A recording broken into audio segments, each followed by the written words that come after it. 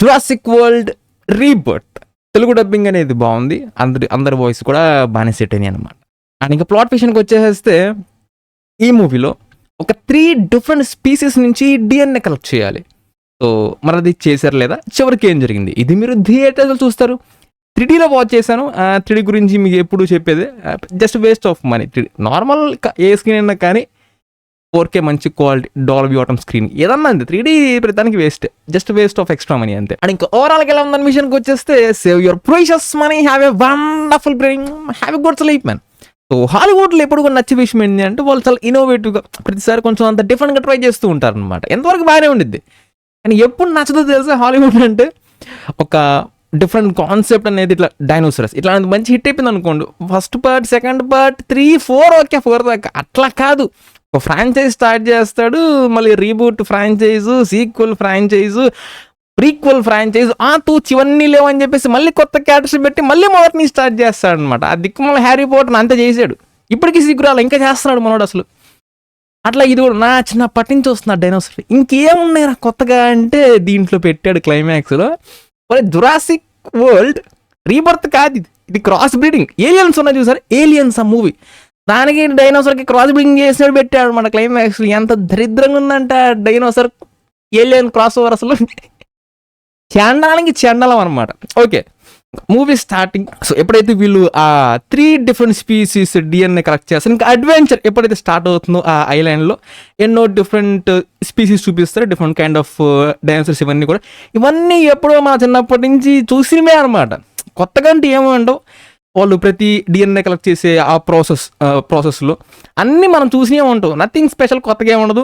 In between డొలోరస్ అని ఒక cute ఉంటుంది అనమాట, అది కొంచెం బాగుంది అనిపించింది చిన్నపిల్లది అంతే.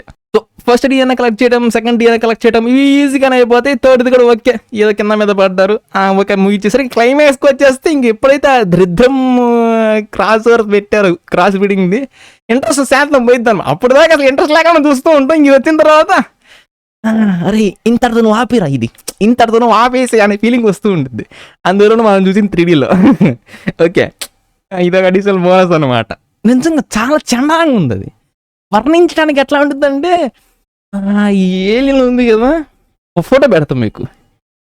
ఈ ఏలియన్ హెడ్ తీసుకోండి, ఏలియన్ హెడ్ తీయండి, దానికి డైనోసార్ కళ్ళు అదే ఉంచండి, ఇంకా రిమైనింగ్ పార్ట్ కాళ్ళు ఏమో కొంచెం తిని పెట్టండి, రిమైనింగ్ బాడీ ఏమో డైనోసార్ పెట్టేసేయండి. ఏమంతే అనమాట. ఇంత దరిద్రమైన క్రాస్ బ్రీడింగ్ ఆలోచన అసలు ఎట్టొచ్చిందో మరి వీళ్ళకి మాత్రం.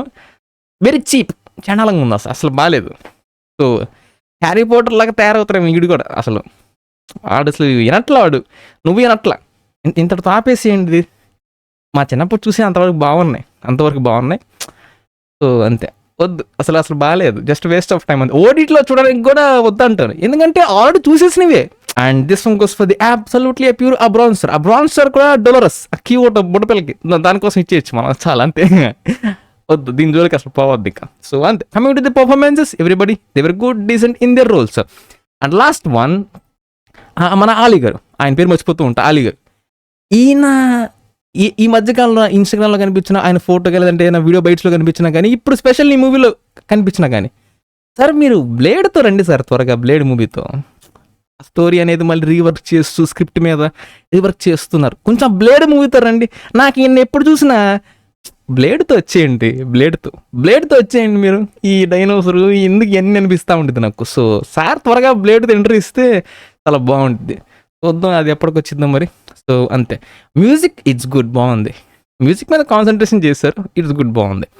So production quality, CG work it's good, అన్నీ బాగానే ఉన్నాయి. ఎట్లాగో ఆల్రెడీ చేశారు కాబట్టి ఆ వర్క్స్ని, సీజీ వర్క్స్ ఎట్లాగో ఉంటాయి కాబట్టి కాపీస్ అనేవి మంచిగా యూటిలైజ్ చేసుకున్నారు. సో అంతే, నథింగ్ స్పెషల్. ఎన్నో పార్ట్స్లో చూసిన అవే క్రీచర్స్, అవే స్పీషీస్, నథింగ్ స్పెషల్ అంతే. And that's it. Subscribe if you enjoy it, and I'll catch you on the next one.